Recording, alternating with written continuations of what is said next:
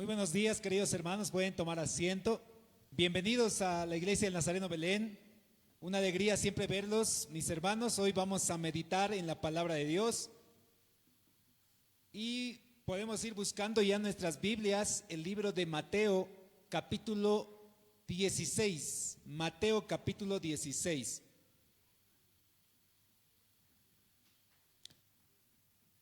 Hoy vamos a hablar ya en nuestra serie de prédicas del discipulado y vamos a repetir a ver si nos recordamos. La misión de la Iglesia del Nazareno es, se los repito a todos ustedes, mis hermanos, es buscar y hacer discípulos semejantes a Cristo, restaurando y edificando sus vidas con la palabra de Dios. Esa es la misión de la Iglesia del Nazareno y estamos cada uno de nosotros enfocados a esa misión, y el día de hoy vamos a aprender también justamente acerca del discipulado y la importancia que nosotros tenemos acá en la vida de hacer discípulos.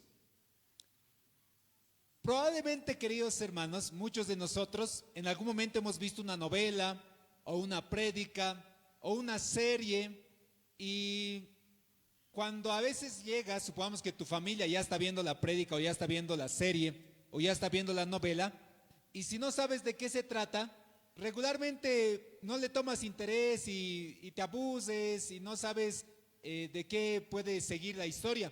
Pero si alguien te cuenta, supongamos que ya han visto media hora de la serie o ya han visto varios capítulos de la serie o de la novela, y te dice, no, la novela trata de esto. Recuerdo una película bien interesante que una vez me contaban, que yo llegué a media película, solo vi al personaje que ya estaba empezando a matar a medio mundo. Era una película de acción. No me llamó mucho la atención, pero luego me dijeron, es que él está yendo a rescatar a su hija. Su hija ha sido raptada por narcotraficantes y él ha prometido que iba a rescatar a su hija, y ahora estás viendo cómo estás rescatando. Ah, está interesante. Entonces me quedé a ver de qué se trataba la película. Y en la vida, justamente ese es el título de nuestra prédica el día de hoy, ¿de qué se trata la vida? A veces nosotros estamos viviendo, pero como si fuera algo bien monótono o algo aburrido, o algo que quién sabe no le tomamos mucha importancia, como que estamos viviendo, pero sinceramente muchos de nosotros como seres humanos no sabemos de qué se trata la vida. ¿Para qué es que estamos acá en la tierra, queridos hermanos? Si tú estás hoy en este lugar, en este preciso momento, no es una casualidad. Hoy vamos a aprender de qué se trata la vida. Qué importante es para el ser humano saber de qué se trata todo esto, para qué hemos venido acá. ¿Habrás venido solamente para comer, para envejecer, para tener hijos, para estudiar algo, para hacer una empresa? ¿Habrás venido para eso? ¿Realmente de eso se tratará la vida? Y qué dichoso es aquella persona que sabe y entiende de qué se trata la vida. Va a dejar de vivir como antes ha vivido, va a empezar a disfrutar literalmente de todo lo que va a tener. Y hoy vamos a aprender de ello, queridos hermanos. Vamos a buscar, les pedí en el libro de Mateo capítulo 16, versículo 21. Dice así: desde entonces Jesús comenzó a declarar a sus discípulos que le era necesario ir a Jerusalén y padecer mucho de los ancianos, de los principales sacerdotes y de los escribas, y ser muerto y resucitar al tercer día. Entonces Pedro, tomándolo aparte, comenzó a reconvenirle diciendo: Señor, ten compasión de ti, en ninguna manera esto te acontezca. Pero él, volviéndose, le dijo a Pedro: quítate de mí, o quítate delante de mí, Satanás, mas eres tropiezo, porque no pones la mira en las cosas de Dios, sino en las cosas de los hombres. Entonces Jesús les dijo a sus discípulos: y si alguno quiere venir en pos de mí, niéguese a sí mismo, tome su cruz y sígame. Aquí hay una exhortación fuerte. O sea, es normal que los papás nos riñan, normal que el jefe nos riña, pero que Dios, el Señor mismo, te llame la atención. En Marcos, por si acaso, menciona que cuando Pedro le dijo al Señor, lo que el Señor le está diciendo es algo importante. Él dice: miren, es tiempo ya de mi partida, vamos a ir a Jerusalén, y en Jerusalén yo voy a ser sacrificado, voy a ser perseguido, voy a ser maltratado por los escribas, por los maestros de la ley, y voy a morir, pero voy a resucitar. Y Pedro dice que lo toma un poquito aparte, lo lleva y dice, Señor, ¿cómo vas a decir eso? Ten un poquito de compasión de ti, no puedes hablar de esa manera, ¿cómo vas a querer morirte? Y Jesús, Marcos dice esto, Jesús mirando a sus discípulos, es como que lo pone delante de él y le dice, Pedro, apártate de mí, Satanás, porque tú no piensas en las cosas de Dios, sino solo estás pensando como hombre en las cosas de acá, de esta tierra. Y por si acaso, minutos antes, Pedro le había dicho, tú eres el Cristo. Y Jesús le dijo, oh Pedro, esa revelación no te dio ni la carne ni la sangre, sino mi Padre que está en los cielos. Y aquí, así como Pedro, nosotros en la vida pensamos que acá las cosas de esta tierra son lo que tenemos que buscar. ¿Cuántos de nosotros, queridos hermanos, nos empezamos a afanar en la vida por obtener, quién sabe, una casita, por obtener un auto? Hay personas que literalmente se endeudan totalmente en su vida y quién sabe ni siquiera disfrutan la casa que tanto han soñado, ni disfrutan el auto que querían conseguir. Se matan estudiando y memorizando y dando maestrías y doctorados y nos matamos. Yo también estudio. Pero quién sabe ni siquiera vas a poder enseñar ni disfrutar lo que has aprendido. Algunos nos afanamos teniendo familia y decimos, yo quisiera tener familia, quisiera tener mis hijos, quisiera tener mi esposa. Y algún día simplemente vas a ver cómo tus hijos van creciendo y se van a ir de tu casa y van a hacer sus propias familias. Entonces no había sido sencillamente el hecho de conseguir propiedades la vida, porque como dice una morenada que cantan las personas para bailar morenada, dicen, ¿verdad? Hay que bailar una vez morenada en la vida, porque qué cosa vas a llevar, qué cosa vas a poder llevarte allá cuando mueras. Aunque motivan eso para bailar morenada, pero sí tiene mucha lógica, queridos hermanos. ¿Qué es lo que vas a llevar una vez que sea inminente tu muerte? Porque esto de que algún día nosotros vamos a dar nuestro último aliento, te cuento que nos va a tocar a todos por igual. La muerte es de parte a todos por igual en algún momento de nuestras vidas.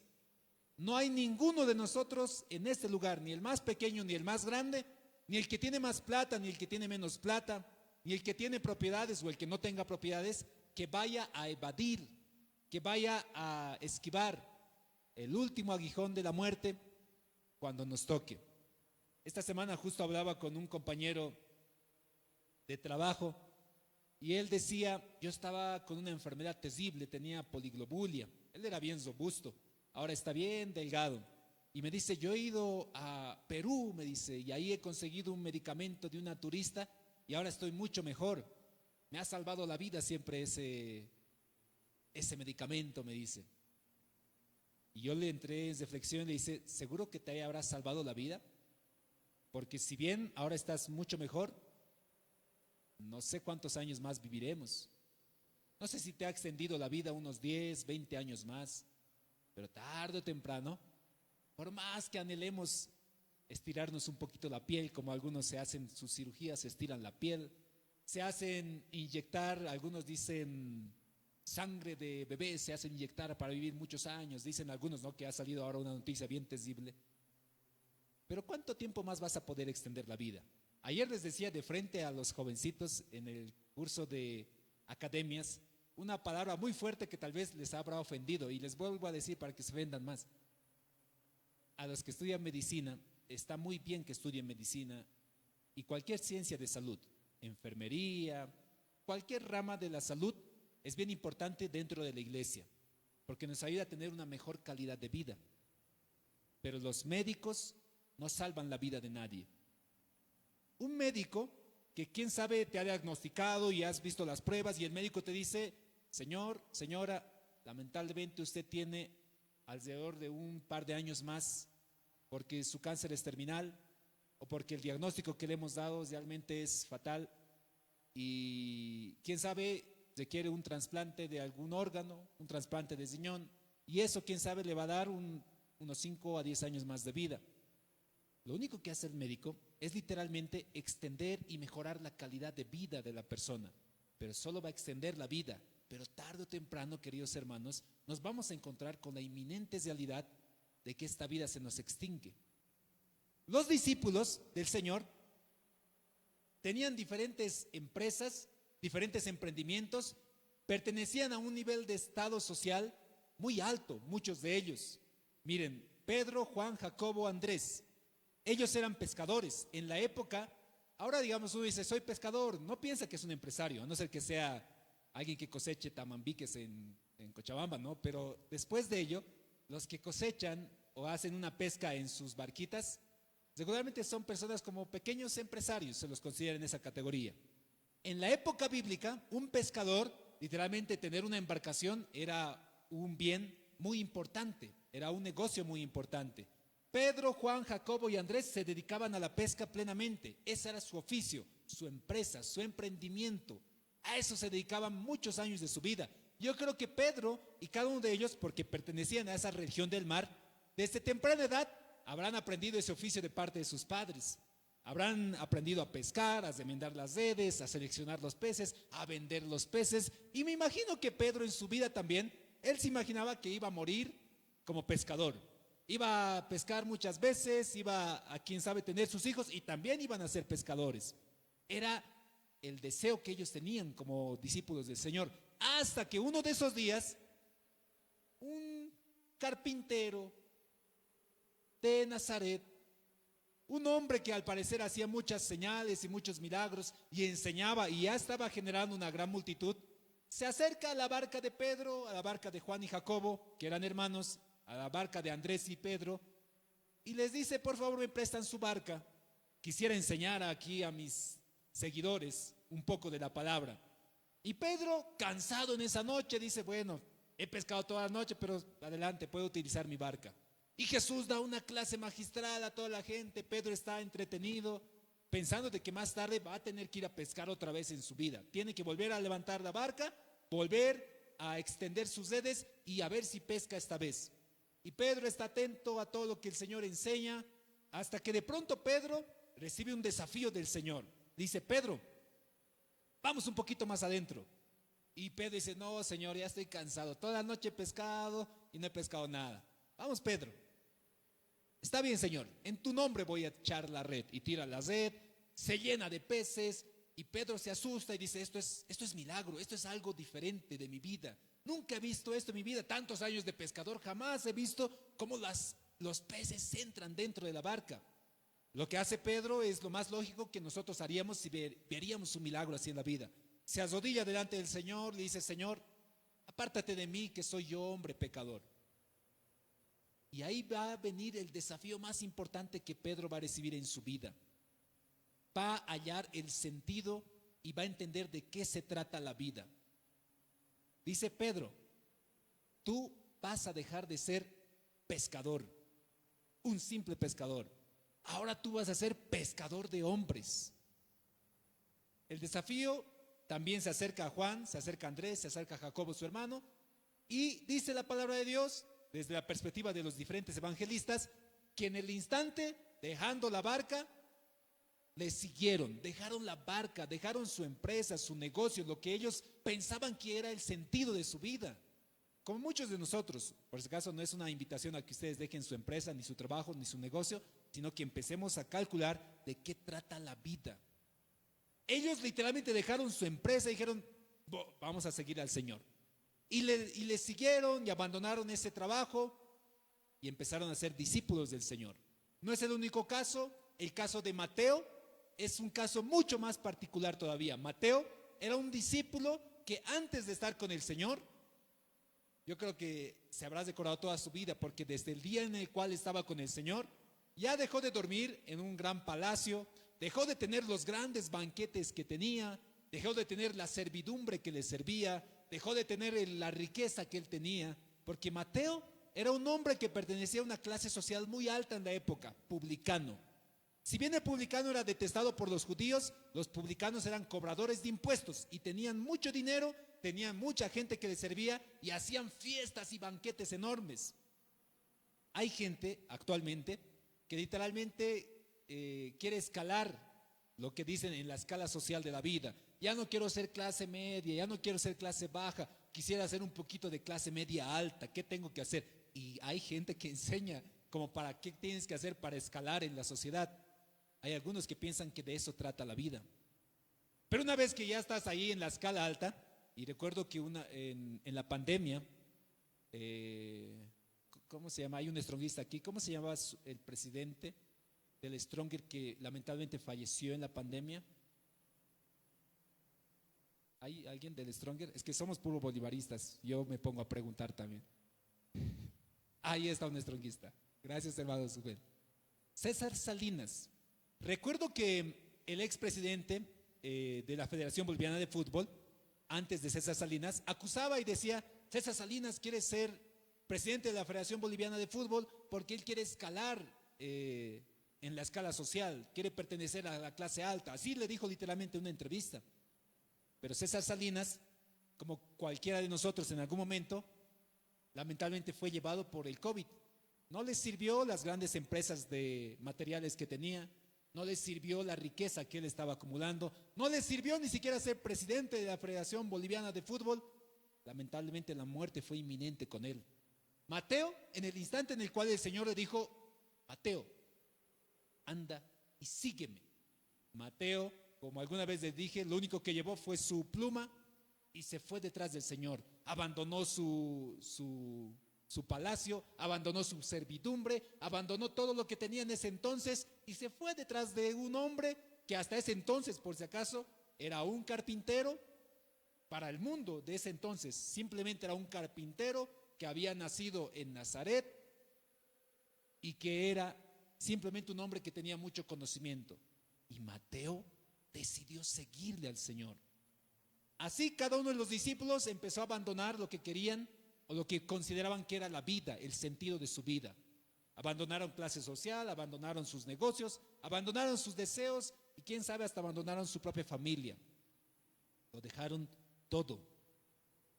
Pablo, que también les comentaba la semana pasada, Pablo es uno de los apóstoles del Señor que no ha tenido un encuentro físico por los 3 años como discípulo del Señor, pero sí tuvo un encuentro camino a Damasco. Pablo, perteneciente también a una clase social religiosa bien alta, fariseo. Los fariseos eran personas respetadas en la época. La gente literalmente se inclinaba delante de un fariseo y decía, Rabí, por favor, bendíceme. Y fariseo era alguien que puede decir, ¿qué soy? Yo soy fariseo. No, maestro fariseo. Algunos dicen que en la época los fariseos podrían ser más o menos catalogados como los pastores o ministros evangélicos de esta época. Porque se supone que los pastores o ministros se supone que saben, se supone que tienen cierta relación espiritual con el Señor. Y los fariseos también en la época. El asunto es que cuando Pablo está como fariseo, gran maestro, cabalgando a camino a Damasco para perseguir a cristianos, se encuentra con el Señor y dice, Pablo, ¿a quién estás persiguiendo? Yo soy Jesús a quien tú persigues. Y Pablo va a abandonar su fariseísmo, va a abandonar el gran prestigio que tenía como fariseo, al grado que los fariseos lo querían matar. Y ni siquiera por eso, los cristianos también lo detestaban. Pablo abandonó todo eso. ¿Qué es lo que hoy por hoy nos afana en la vida, queridos hermanos? ¿Qué es lo que te está preocupando actualmente? ¿Crees que de eso se trata la vida? ¿Vivir se trata de eso? En sesiones de terapia, cuando viene alguien a sesión conmigo, una de las frases que les suelo decir cuando realmente están bien deprimidos o bien ansiosos o tienen una crisis tan fuerte que en el instante pareces literalmente ahogarte, yo les digo, mira, ¿crees que la vida se trata de esto? ¿Crees que tu vida se trata de que hoy por hoy estás pasando un divorcio y estás a punto de ahogarte? ¿Crees que la vida se trata del bullying que estás recibiendo en el colegio y por eso quieres quitarte la vida? ¿Crees que la vida se trata de la enfermedad que hoy por hoy estás pasando? ¿Para eso crees que es la vida? ¿De eso crees que se trata la vida? Mi querido hermano, la vida es mucho más importante y mucho más emocionante y es la razón por la cual los discípulos han decidido seguir al Señor cuando realmente entendamos de qué se trata la vida. Yo sé que están a la expectativa y de preguntarse, entonces, ¿de qué se trata, pastor? Dime de una vez porque no quiero perder más tiempo. Quiero saber de qué se trata esta vida. Seguimos leyendo y aquí está la respuesta. Versículo 24 dice, entonces Jesús les dijo a sus discípulos, si alguno quiere venir en pos de mí, niéguese a sí mismo, tome su cruz y sígame. Por si acaso el cristianismo no es obligatorio. Acá Jesús le dice, miren, les digo a todos acá los discípulos que están acá, ¿alguno de ustedes quiere seguirme? Porque no es obligatorio.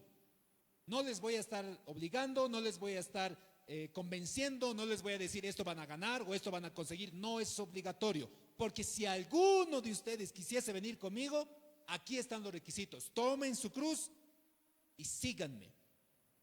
Y la cruz para cada uno de los discípulos probablemente era aquello que han ido cargando a lo largo de su vida, al grado de morir sacrificados como el Señor. Mi hermano, ser cristiano no es una obligación. Jamás te sientas obligado. Ay, tengo que ir a ese. Jovencitos que vienen obligados por los papás, no es una obligación. Ni Cristo debería obligarse a las personas, ni rogarse, porque hoy muchas veces los predicadores como que ruegan, ¿no? Mis hermanos, por favor, acepten a Cristo como su Salvador, como que el favor te lo estás haciendo tú al Señor y no el Señor a ti. Uno tiene que buscar con desesperación delante del Señor y dice, Señor, acéptame, quiero ser parte de tu reino, perdona mis pecados. Por eso tal vez algunos se extrañan, ¿no? Regularmente yo no soy muy partidario de obligar o deshogar a alguien a que siga a Cristo. Porque esta persona que quiere que les ruegue o quiere que le dé una palmada y diga, ya pues hermano, por favor, no te desanimes, se va a desanimar tarde o temprano. Porque los discípulos del Señor estaban tan determinados a seguir al Señor que abandonaron casa, familia, padre. En alguna instancia, recuerdo que el Señor les dice a sus discípulos, después de que había rechazado a un joven rico que tenía riqueza y que podía administrar con su dinero a todos los discípulos, Jesús le dijo, anda, vende todo lo que tienes y sígueme. Y el rico entristeció su cabeza y se fue calladito. Pedro se le acercó y dice, Señor, ¿quién va a poder hacer eso? Vender todo y seguirte. Además, nosotros hemos dejado también a nuestra familia, le dice Pedro. Y Jesús le dice, sí, Pedro.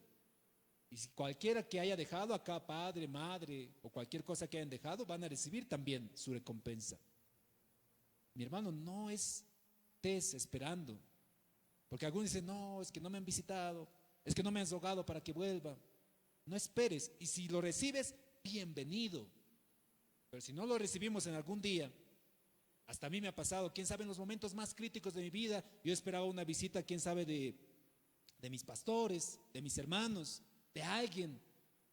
Pero si no hay discipulado dentro de la iglesia, obviamente eso no va a dar. Dice el versículo 25, porque todo el que quiera salvar su vida, la perderá. Y todo el que pierda su vida por causa de mí, la hallará. Y pregunta clave, 16, porque ¿qué aprovechará el hombre si gana todo el mundo y perdiere su alma? ¿Y qué recompensa dará el hombre por su alma? ¿Qué provecho vas a sacar? Miren, mis hermanos, una persona que se enriquece, como les decía hace rato, hay personas que se desesperan por tener grandes riquezas. No pueden vivir con lo suficiente que tienen. Se desesperan. No, ¿qué voy a vender? ¿Dónde voy a negociar? ¿Qué cosa voy a hacer?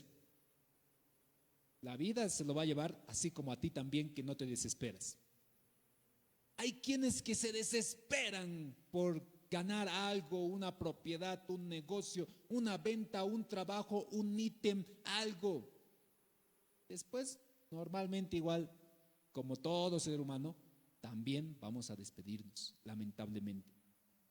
Entonces, ¿significa que no tenemos que hacer nada? Para nada, hay que hacer obra, es lo que dice a continuación.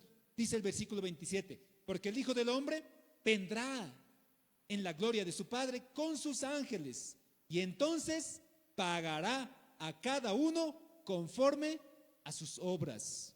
Y aquí viene la respuesta importante, ¿qué obras está hablando la palabra de Dios? Porque algunos dicen, ¿qué son mis obras? Orar. ¿En serio que crees que orar es una obra delante del Señor? Porque hay obras que literalmente van a ser consumidas por el fuego, y eso enseguida lo vamos a leer en 1 Corintios, vayan buscando 1 Corintios capítulo 3. Unos dicen, no, mis obras son los ayunos. ¿En serio crees que los ayunos son obras delante del Señor? Algunos dicen, mis obras son que yo vaya como líder a los campamentos. ¿En serio eso crees que son obras delante del Señor? Orar, ayunar, leer la Biblia, meditar, congregarse. Eso es un deber cristiano, es la naturaleza cristiana, no son obras delante del Señor. No pienses que ya me he congregado hartas veces, ya el Señor ya me debe estimar mucho más. Ya oro 3 horas seguidas, ahora sí el Señor me va a estimar mucho más. Ya soy alguien que ayuna constantemente. Nada de eso tiene un sentido delante del Señor, porque eso, mi querido hermano, orar, ayunar, leer la palabra de Dios, congregarse, esa es tu responsabilidad cristiana, no son obras delante del Señor. Entonces, ¿qué son obras? 1 Corintios capítulo 3. 1 Corintios capítulo 3. Así que no te confíes, mi querido hermano. No vayas a decir, Señor, yo soy alguien que se congrega, alguien que ofrenda, alguien que ayuna, alguien que ora. Porque este es el sentido del creyente. De esto se trata la vida de un cristiano. 1 Corintios capítulo 3.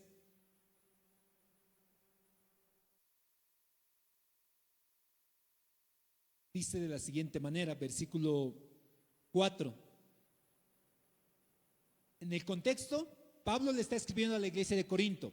Y en la iglesia de Corinto se había presentado un gran maestro, Apolos, alguien que sabía hablar bien la palabra de Dios, aunque no había sido parte de los discípulos. Pero Pablo también estaba en Corintios y había una especie de rivalidad. Unos decían, a mí me ha predicado el apóstol Apolos, por si acaso, de Apolos soy yo. Y alguien decía, ¿cuál de Apolos? Pablo es la clave, porque Pablo ha hecho misiones por todas partes, él es mi maestro de mí. Y la gente se peleaba. Algunos decían, yo soy del mismísimo apóstol Pedro. Y es en el contexto donde Pablo va a declamar y va a decir, versículo 4, 1 Corintios 3, 4, porque diciendo uno, yo ciertamente soy de Pablo, y el otro, yo soy de Apolos. ¿No sois carnales ustedes?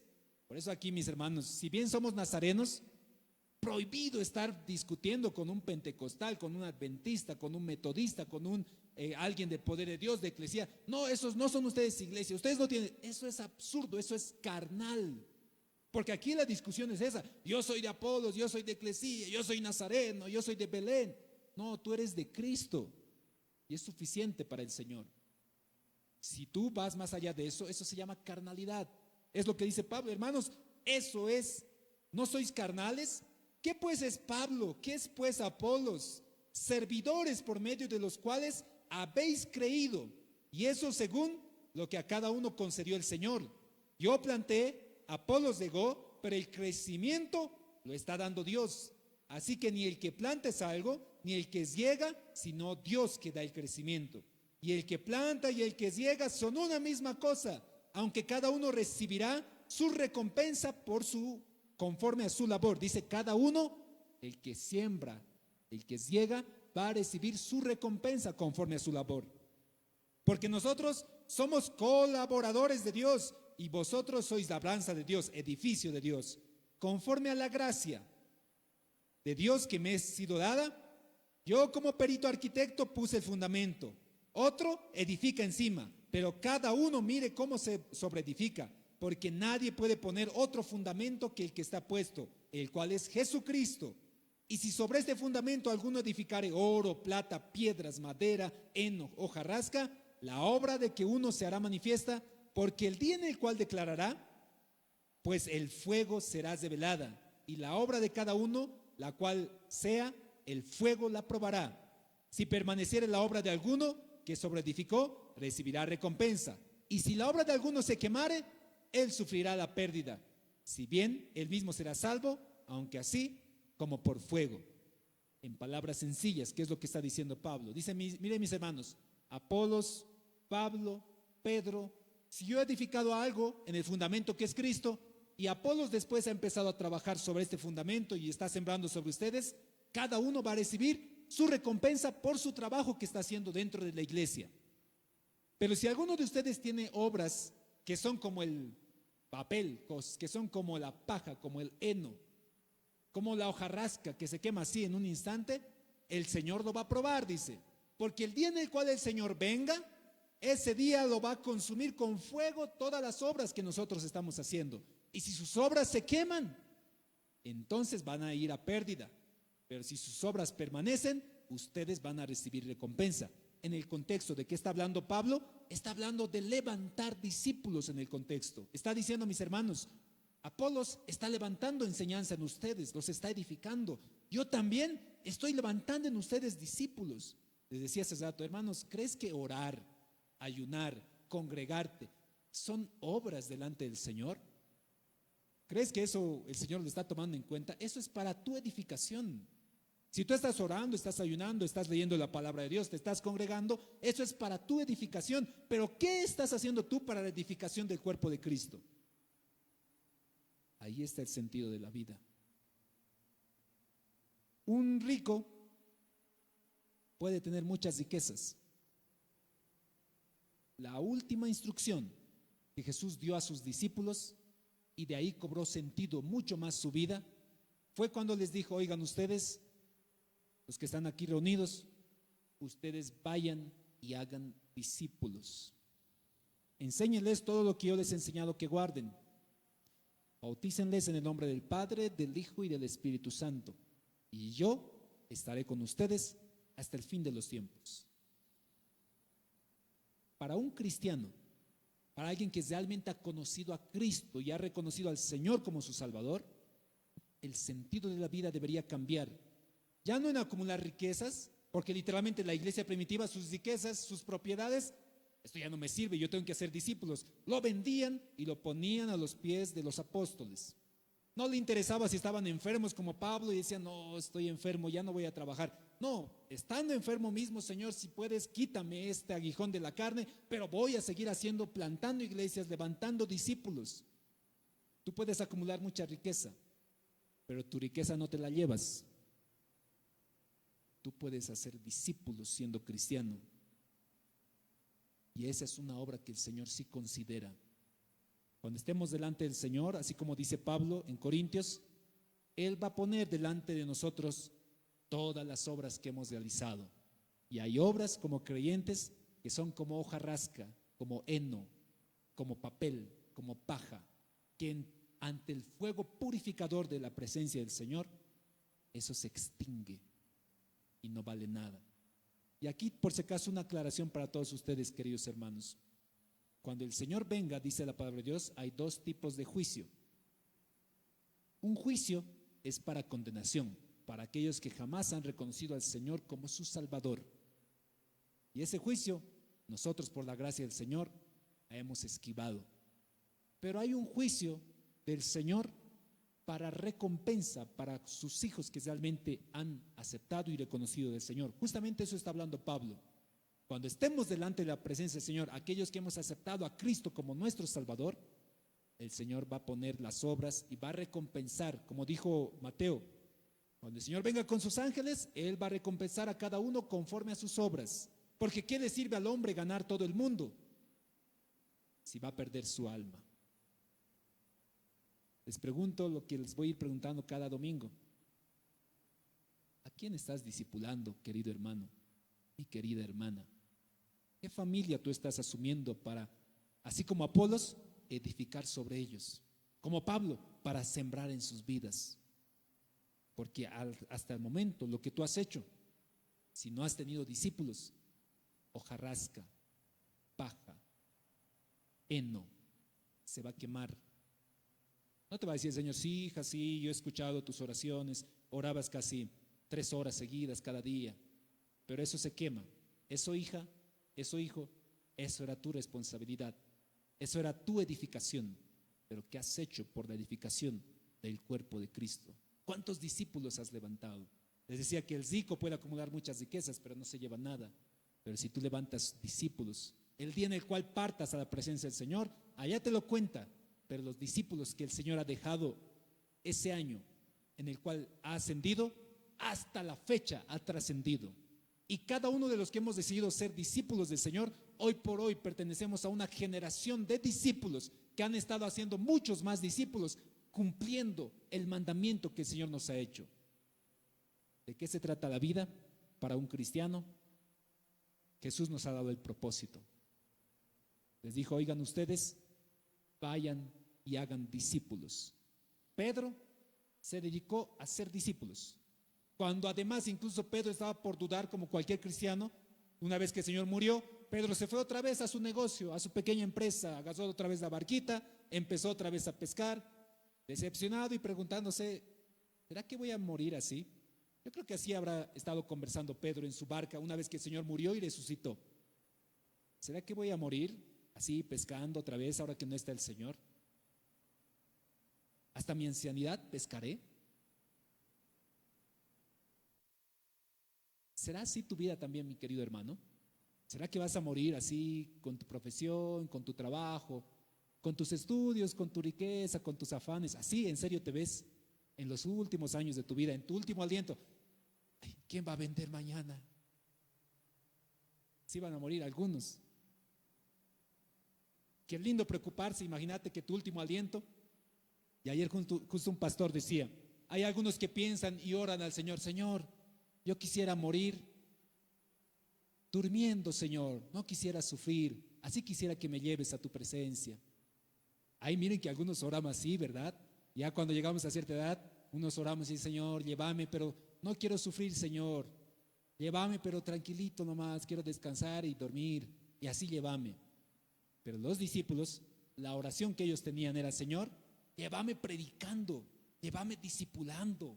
Que tu preocupación en tu lecho de muerte sea, Señor, ¿quién les va a enseñar ahora a mis discípulos? ¿A cuántos más voy a predicar? Aunque me duele, Señor, como Pablo, aunque, Señor, tengo este aguijón en la carne, quiero predicar todavía. Dame un poco más de fuerzas para ganar una alma más. Dame un poco más de fuerzas para edificar la familia de alguien más. Que sea así tu oración. Eso va a ser una obra delante del Señor, la cual Pablo decía, y en ese día vendrá la corona sobre sus hijos.